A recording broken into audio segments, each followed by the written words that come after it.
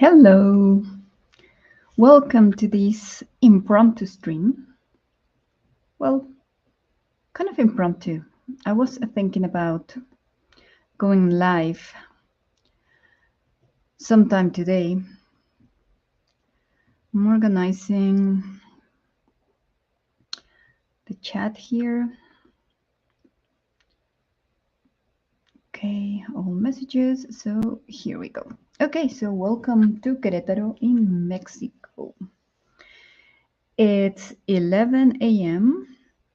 We are not going to go to daylight saving time here in Mexico. So I think right now, um, instead of located in Central Time, I'm in Mountain Time.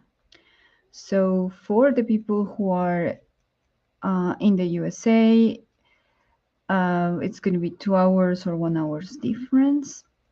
So if you're watching this on rerun, you're replaying this, don't forget to give me some thumbs up, share, comment, subscribe. I wish I could go live more often, but unfortunately, as a teacher at university, sometimes you have to just prioritize certain things. So, my iPad is charging, that's why I can show you what I'm doing right now digitally. So, I decided just to start with these. I'm trying to polish here my needle felting, and I'm trying to do something really nice for the arms here of this otter. This is a commission, so I hope I can finish this one over this weekend. And this is for a colleague at work. This is still a very, very work in progress. Hi, Anina. Welcome. Thank you for coming.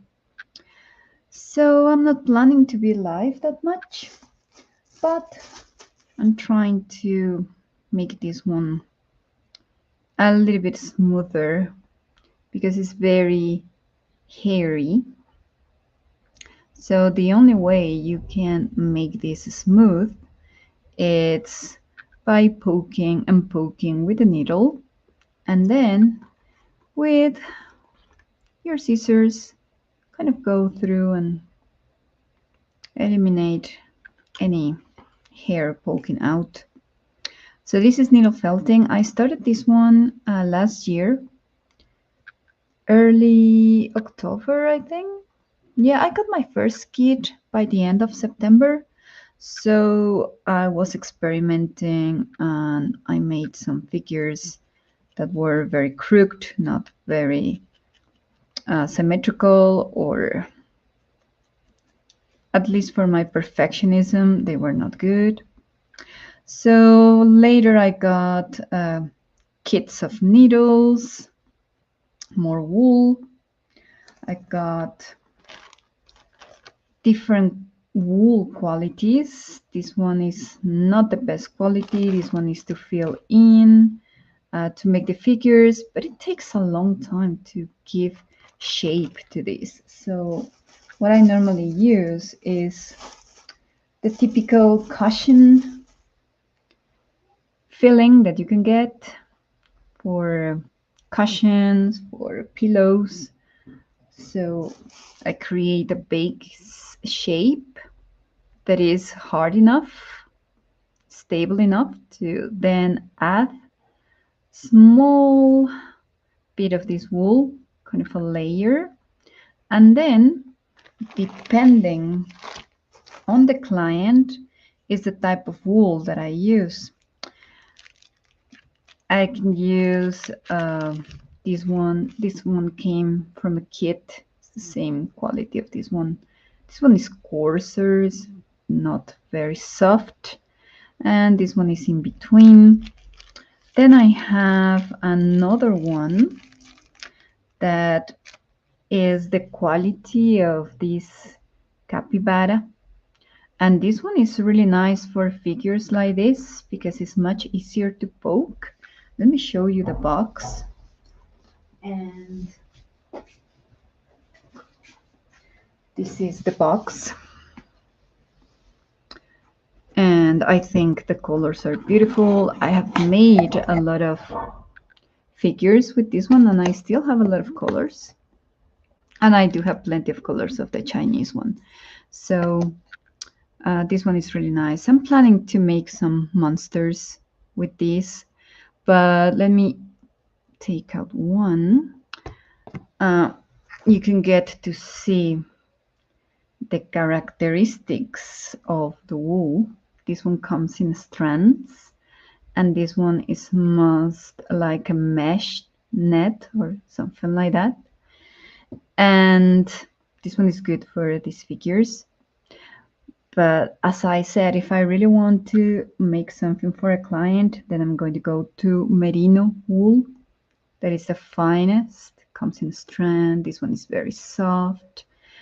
What I normally do is that I take bits of strands and then I pull it around until I mix the colors.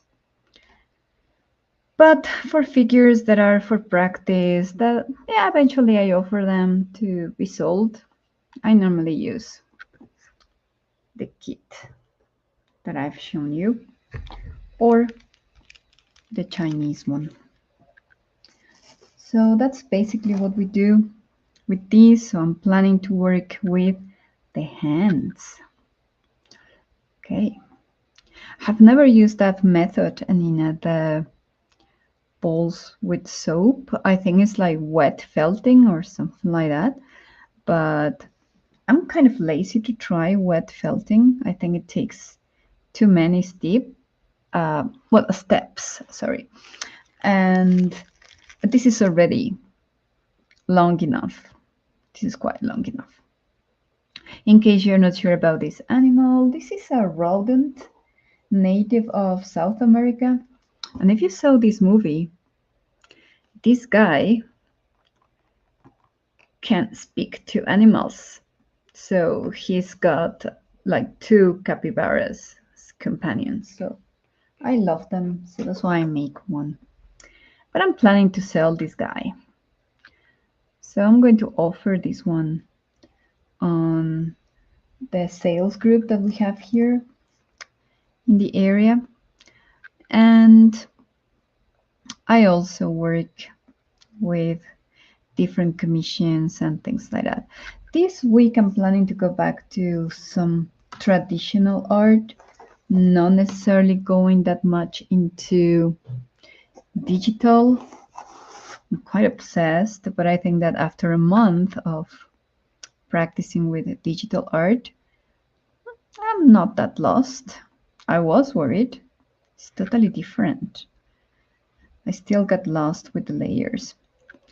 So here I have kind of a regular needle, thinner one, and the thinnest.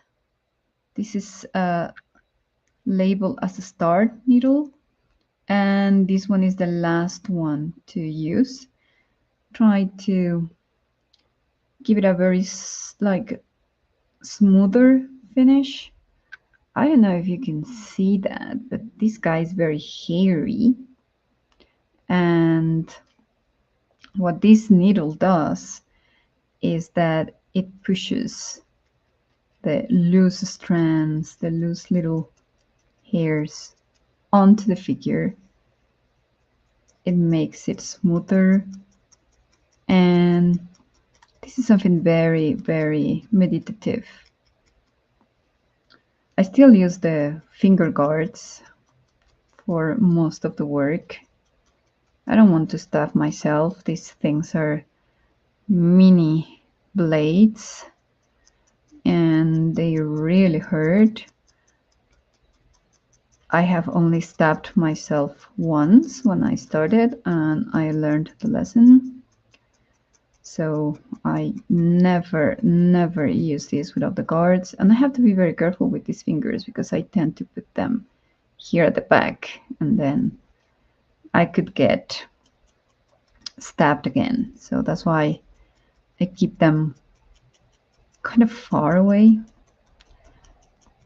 I'm just going to finish this side and then going to show you live on camera how to build the arms of this otter. What I can do, right, in like 45 minutes, more or less. So, it's a long weekend here in Mexico. Yesterday was a day off, so I'm happy about that. I have 4 days before going back to the second part of the term. So, there you go. What is inside is the cushion filling to make this figure very, very sturdy. So this is what makes the basic shape. Then I have a small layer of this kind of core wool. And after that, I put the color. So it saves time, it saves material, because merino wool and this other wool, the core wool, are very expensive. So the important thing is to save time, to make this fast. You can make everything out of wool, but believe me, to sculpt this, like starting from this, is going to take you hours. It's going to take you 3 hours to try to sculpt this core wool, while this is going to take you 30 minutes. Cushion filling is very fast. So that's why I prefer the figure in the inside to be cushion filling or regular filling, because it's faster. Okay. This one is big enough, like the size of my hand, more or less. So it's big enough for what the client expects, which is a figure to fit in her hand. This part is hard because the legs and the arms are quite small.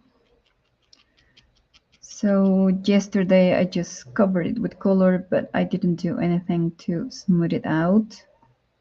So that's why this takes hours. What makes me very upset sometimes is that people see this work that is 100% handmade and they want to haggle on this. They want you to give it cheaper. And that makes me very angry, because you don't go to Walmart or Amazon and you just go and tell them, oh, what can I pay for this? Can I pay you less?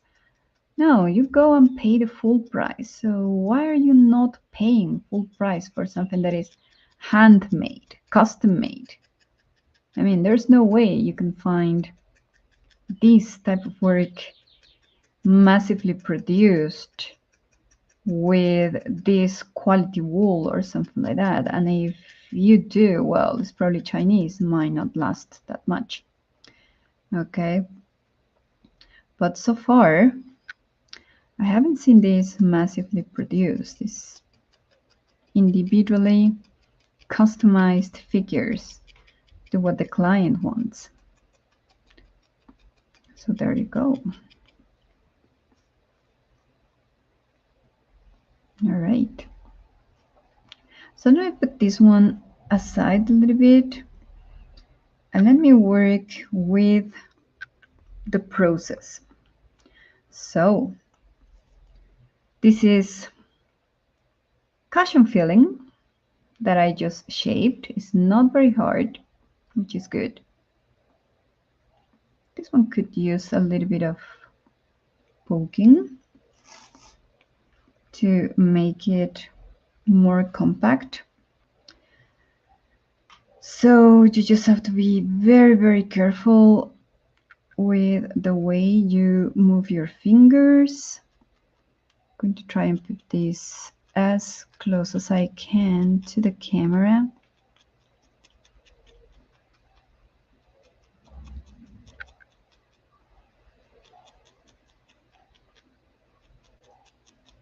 Just move it around, turn it around, spin until you can find that this is already getting smaller, more compact. Try to be very careful with your needles because they break easily. So if you get in, don't go on a different angle to take it out because you're going to break it. Okay, and there you go. No, Anina, because I don't teach art. I teach at university English as foreign language. So it has nothing to do. The art things are only for my streams or for my free time. So my subject is totally different. I have basic, intermediate, and high intermediate levels of English, and practically what we do is academic English. How to speak, how to write, punctuation, grammar, vocabulary, all those all those things to communicate. And that's exactly what pays for all this. Okay?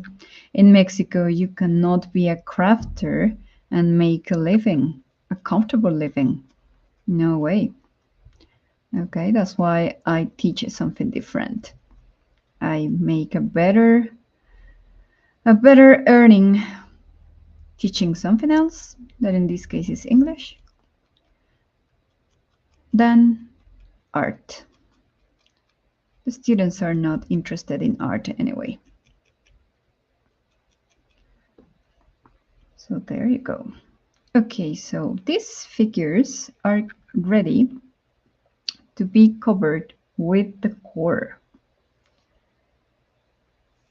Yeah, I totally agree with you, Anina. And here in Mexico, everything is imported and all the supplies are expensive. And yeah, we have some companies that make crafts for us in Mexico, and the quality is good enough. There are some that are professional grade, student grade mostly. But if you want, for example, a Winsor Newton or something like that, you have to import it. And that's very pricey.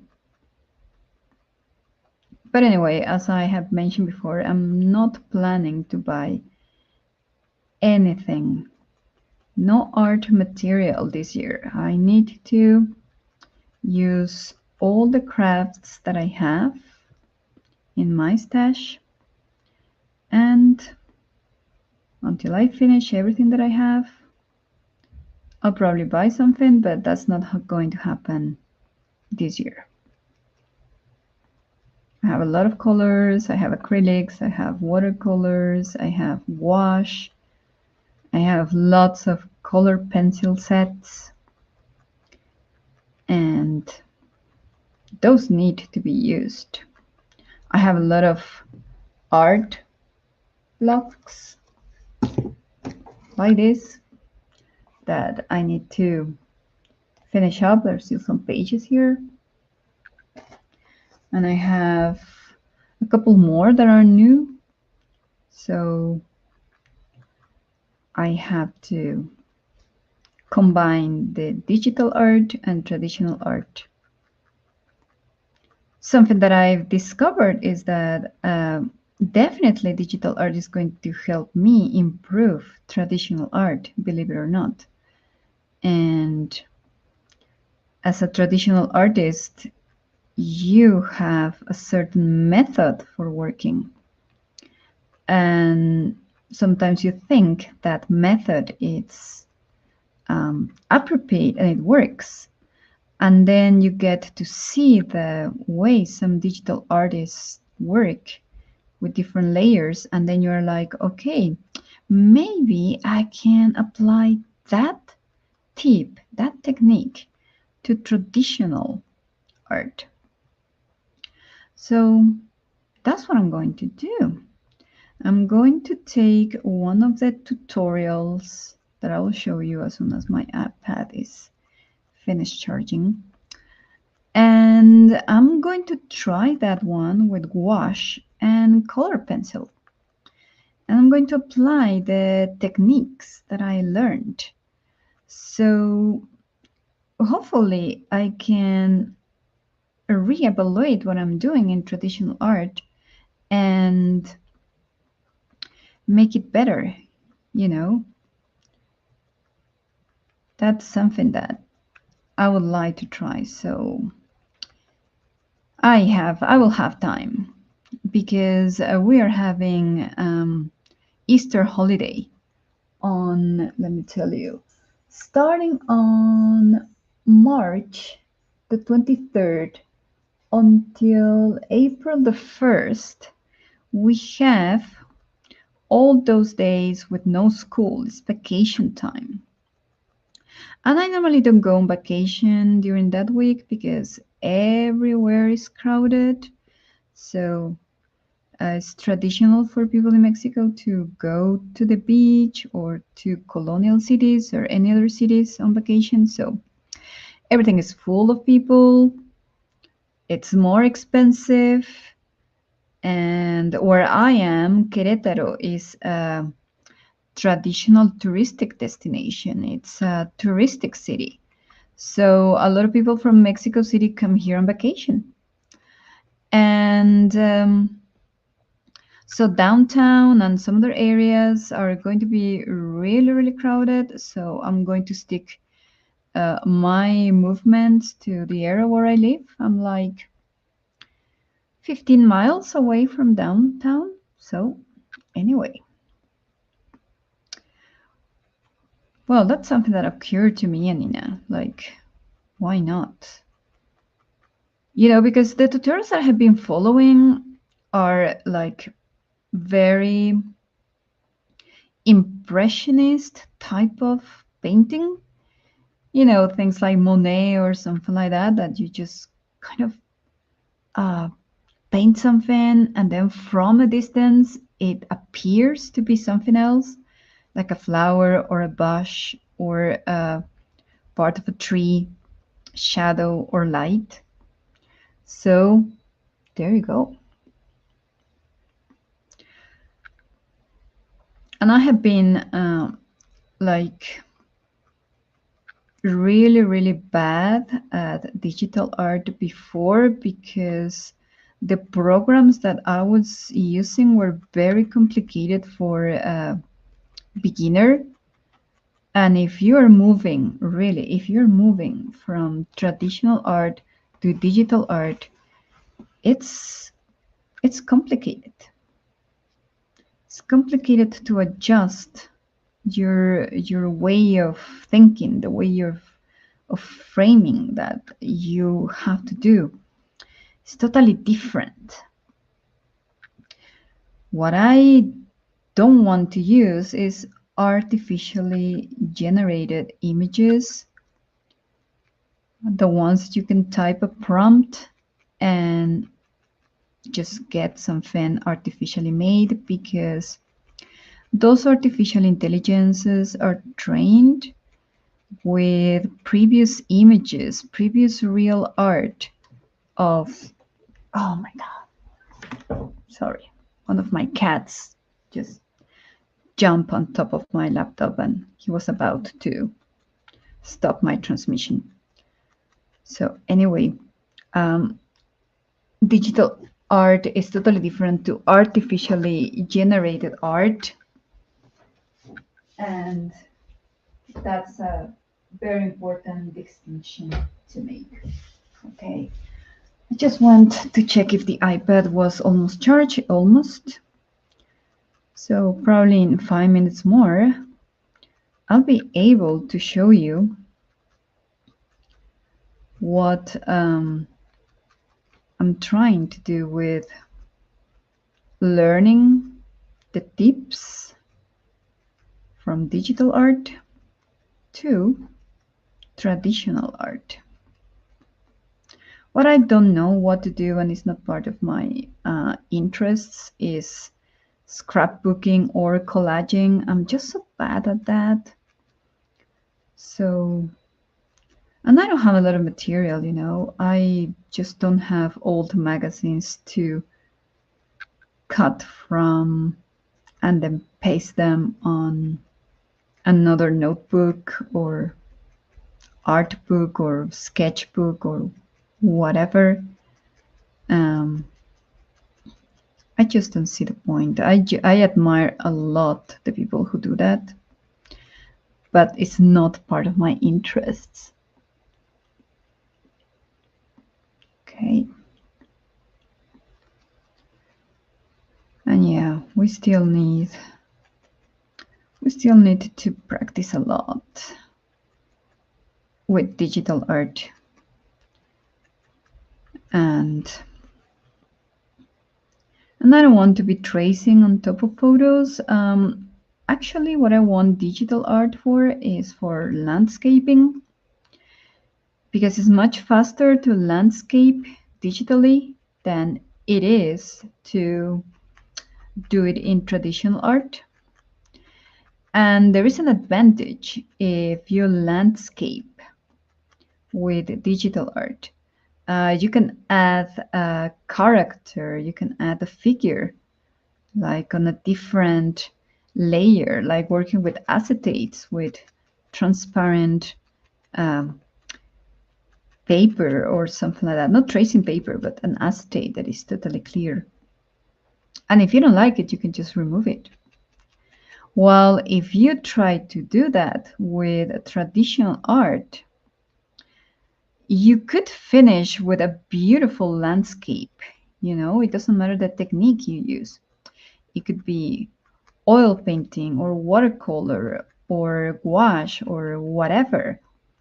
And suddenly you are ready to add your character, and probably you can just make a mistake and that's it.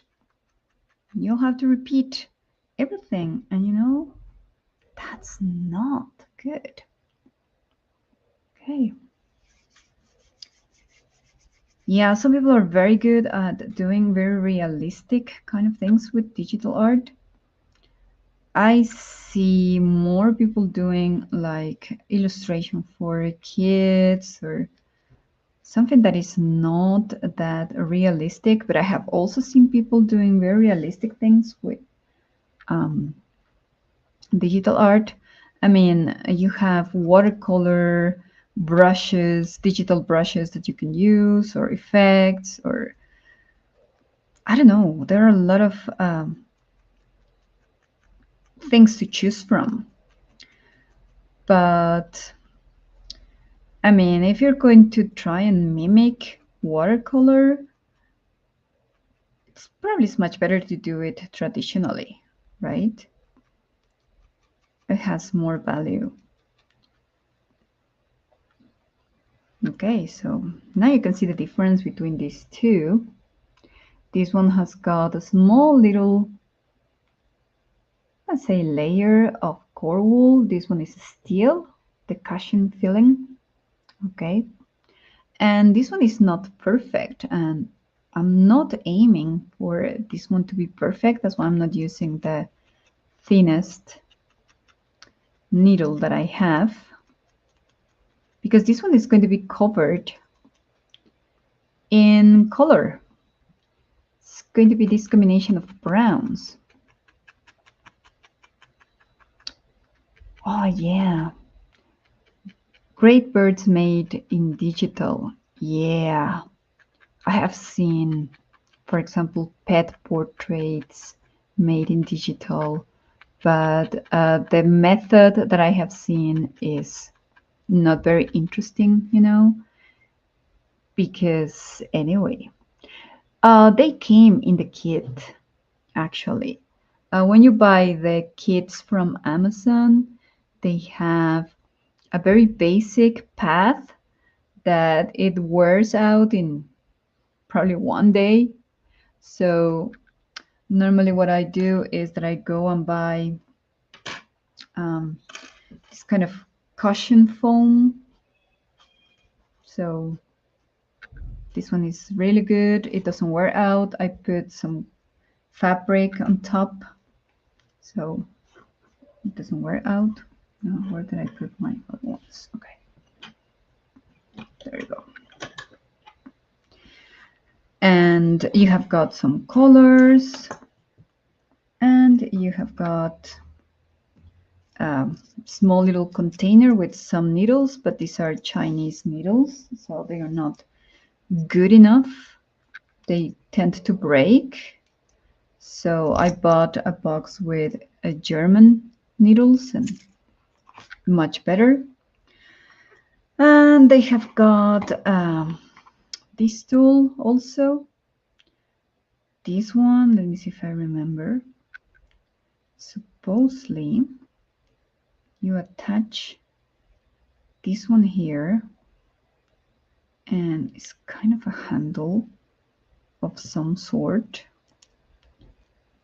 And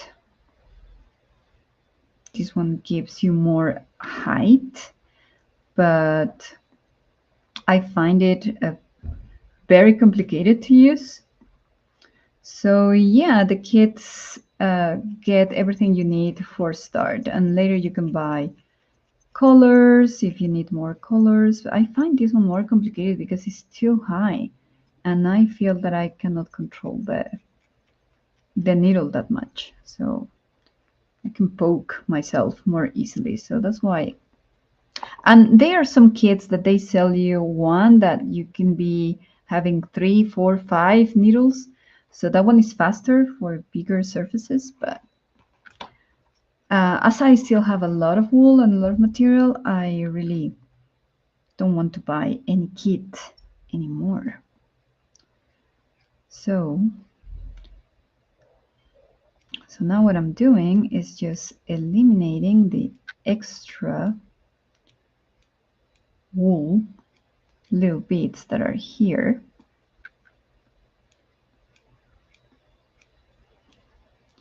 Trying to finish this before I change to digital. But you can see it's time consuming. We have been here like 30 minutes so far, and I haven't been able to do much on this arm. Okay, so let me see where I put.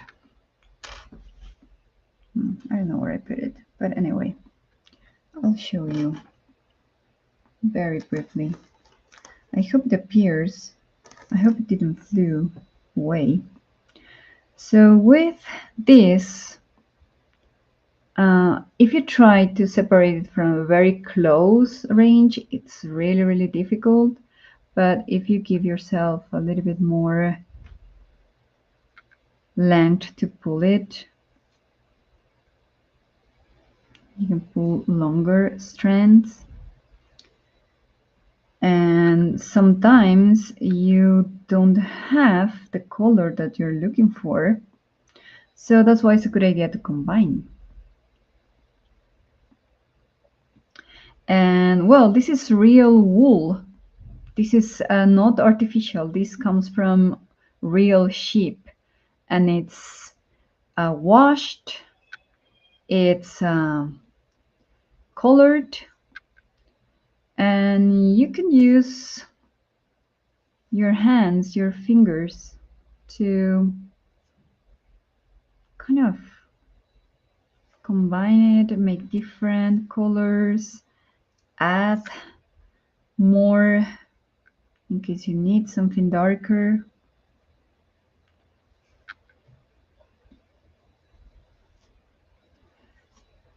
Some people do very realistic portraits out of this wool, out of merino wool.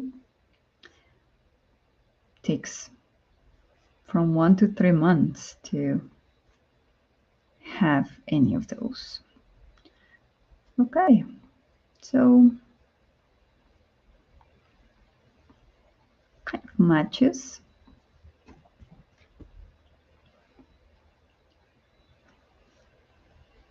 Going to separate it in two,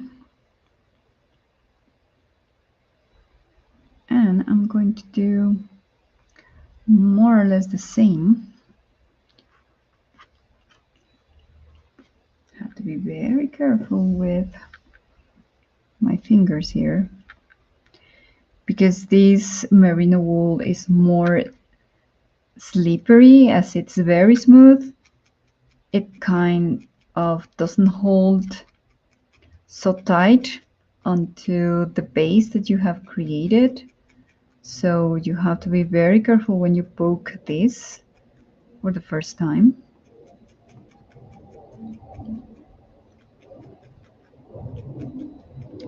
But this is how you color these needle felting animals. You go around and you cover it with as many color strands as you need.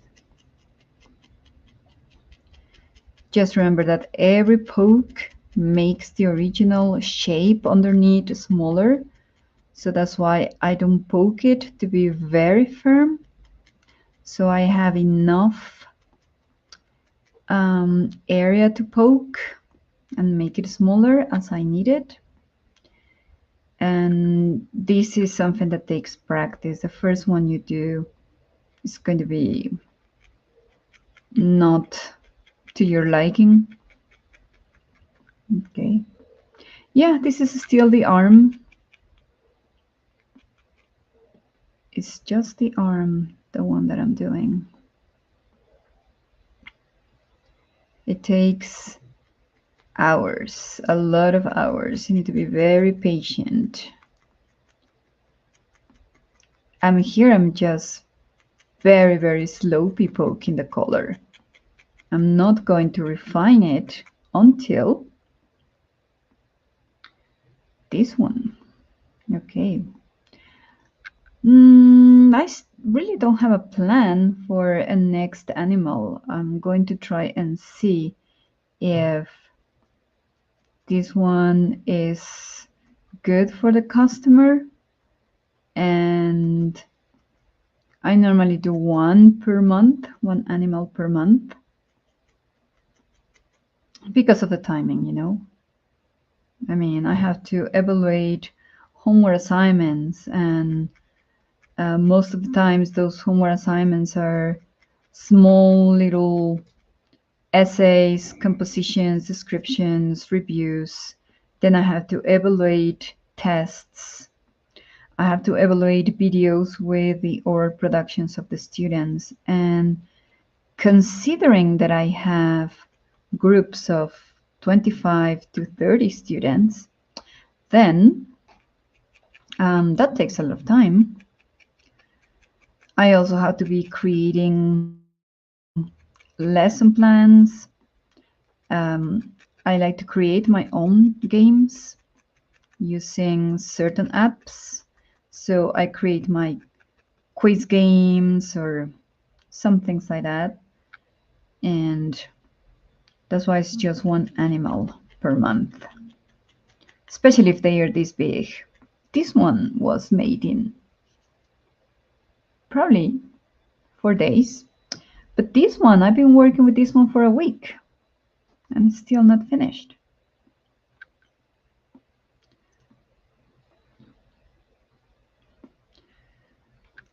Actually, I feel grateful, you know, because the students had their midterm exams last Monday. And I'm lucky enough to be having the next course that correspond. For example, some students finished a level 2, so I'm giving the level 3, and they are going to repeat classes with me instead of finding another teacher, because they like the system that I use. They like that I kind of teach mostly with a system of um, 4 20s. That is a 20-minute period of theory of vocabulary grammar, then 20 minutes of practice, controlled practice, exercise, filling the gaps, very, very controlled. Then we go into the 2 freer periods that are game periods. So we play a lot of games and then we give them time in the last 20 minutes to advance homework assignments or to do some speaking activities. So by doing that, this hour and a half of classes that we have 4 or 3 times in a week, they go faster for them and they also go faster for me. So, oh, I have to be careful with my finger. I just was about to poke myself. Okay. So this one is still the arm. You can get to see. This one is still big. I can still push it all the way down and it has to be a little bit more firmer. So we'll use a little bit of more brown to cover this up. And then we're almost ready to go to show you the digital work. I have a video on my channel with all the practices. I think I have erased most of them from the iPad. So I don't like having thousands of pictures there. It's not worth it. Save them on another device or something and that's it. Okay. I didn't have an appropriate photo to use as my streaming photo. So I normally use that one that I have that has Mexican toys, traditional Mexican toys made of wood and painted. So this is the arm. It's still very hairy, not very detailed, not finished, but I'll be able to finish this one later on. So first thing to do is to always be careful with your needles and put them away first thing. The arms are going to go here and these are going to go very carefully folded so they are not contaminated by other wool. There you go. Scissors. And the other little things are going to go somewhere else. Okay, so let me bring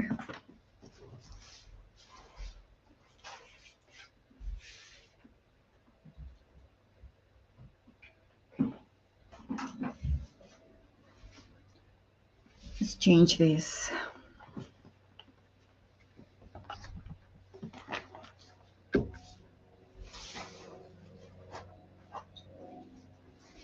Another recommendation, hide the wool. If you're going to do needle felting, hide the wood from your animals because they like it. Hi, Paul. Thank you for coming. Okay, so let me see what I have here. Okay, I don't have any of the previous practices. I think I eliminated them. Oh yeah, but here I can show them to you.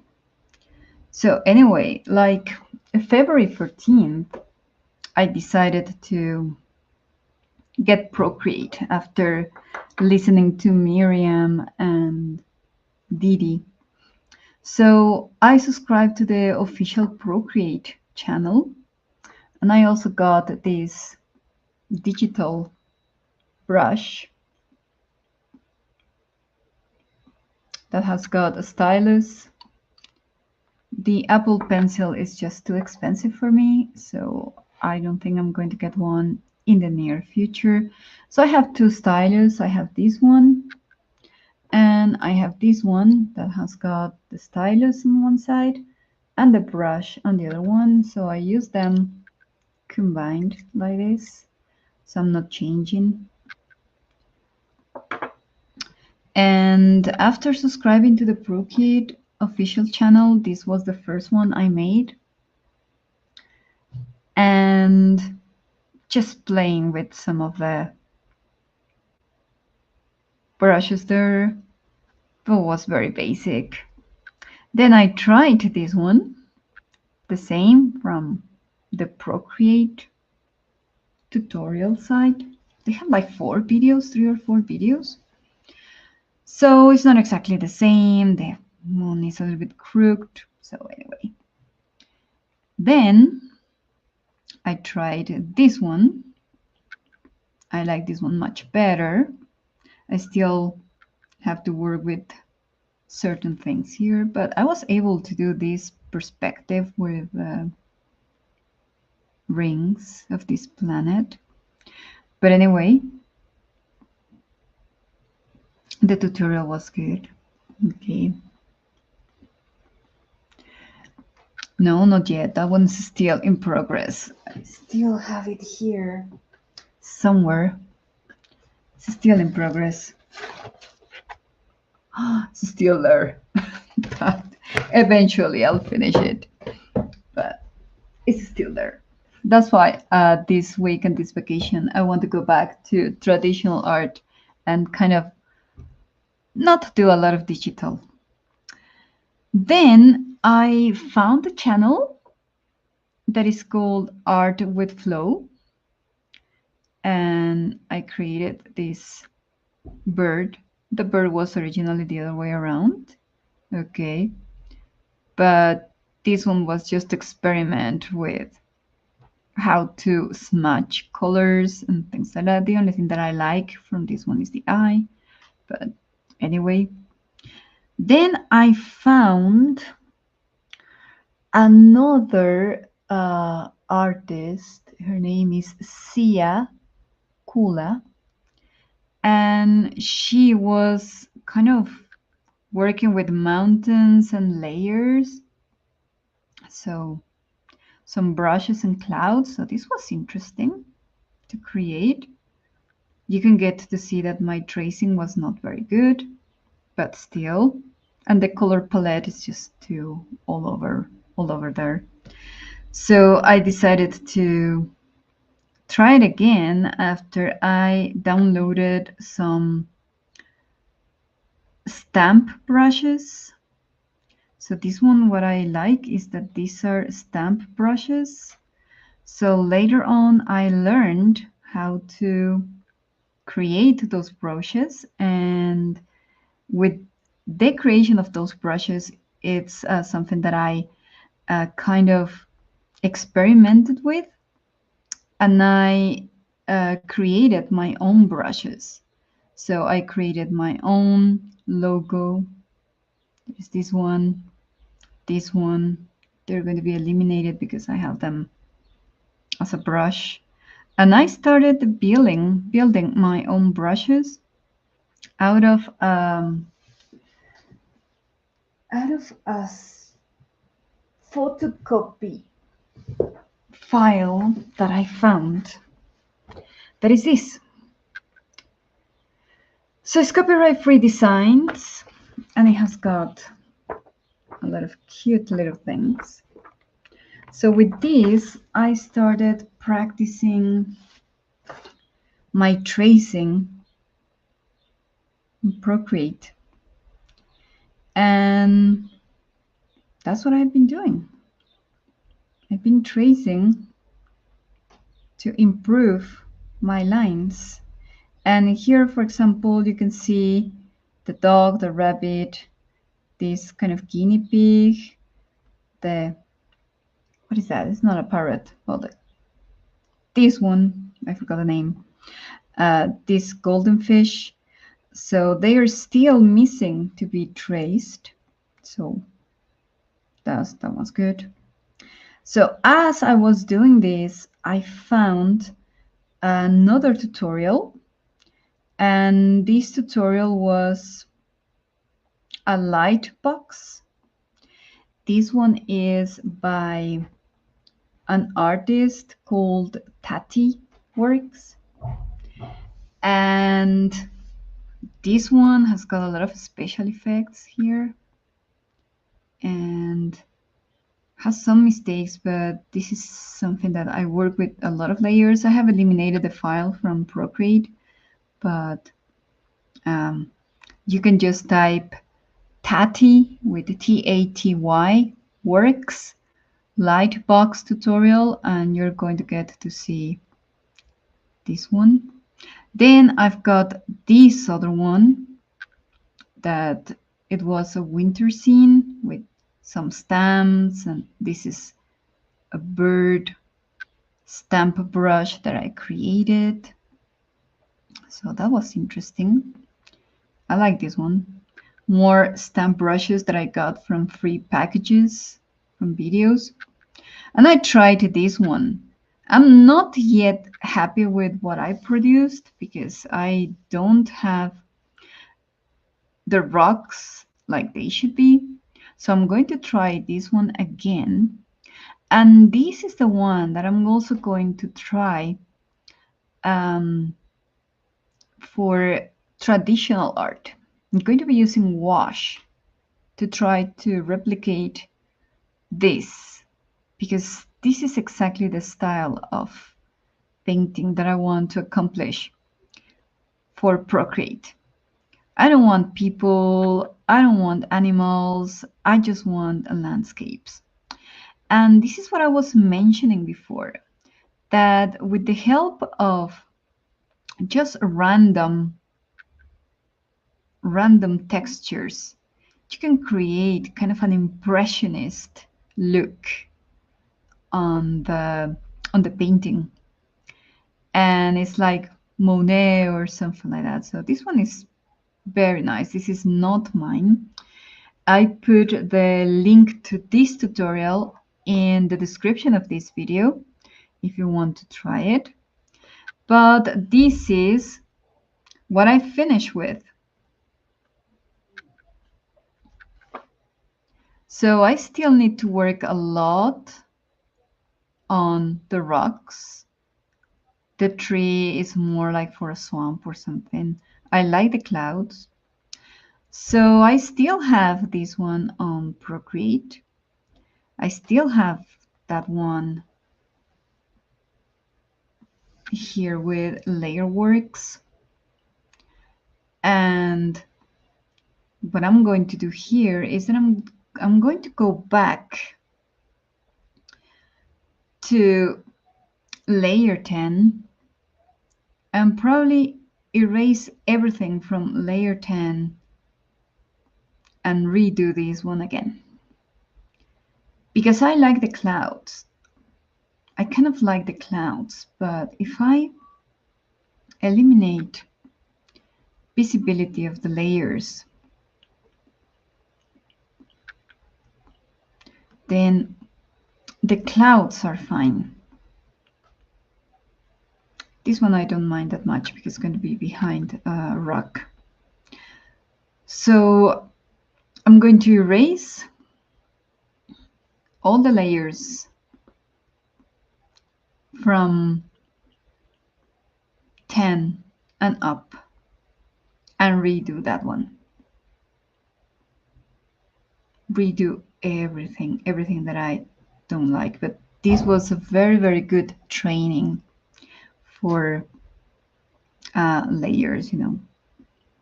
So anyway, let me activate them again and keep them there. Okay, so there you go. That's what we have.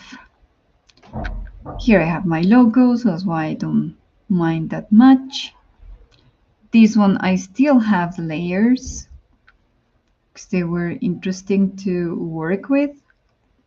Very interesting to work with. But normally what I do is once I finish something, unless I really want to redo the illustration or something, then I keep the layers and then I erase. But I think this one, I already have a photo.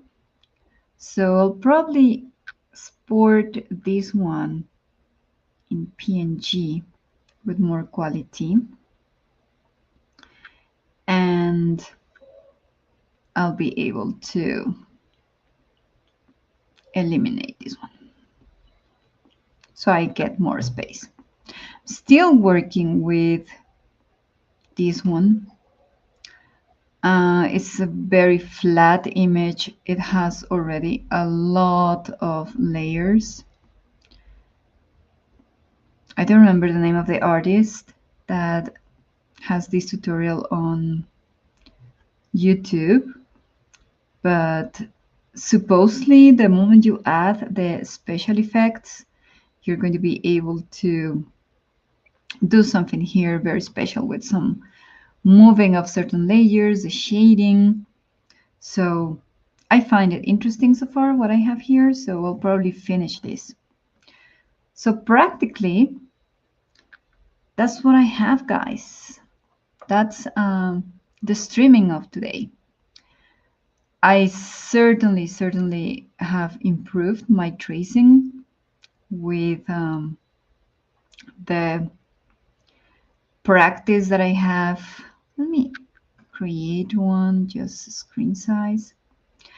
And certainly I have a lot of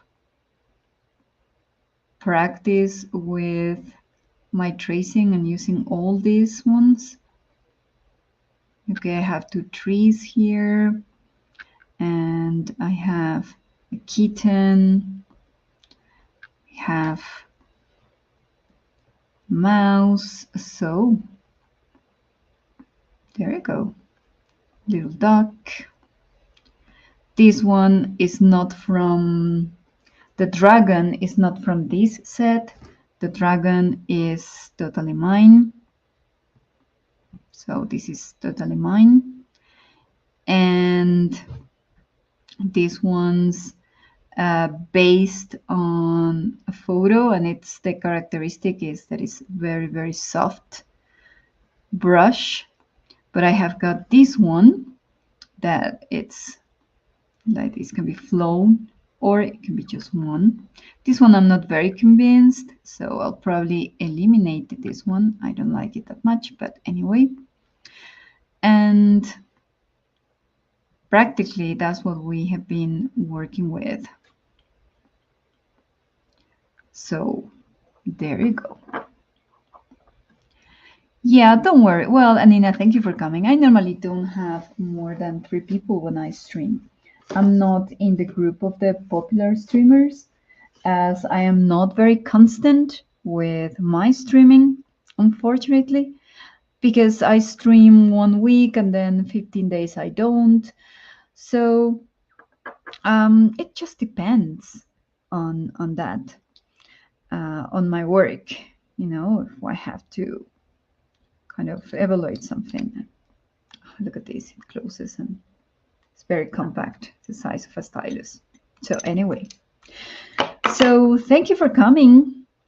I'm going to stop the streaming here. I hope I can stream next Saturday again because it's the first day of vacation. And hopefully I'll be able to show you traditional things.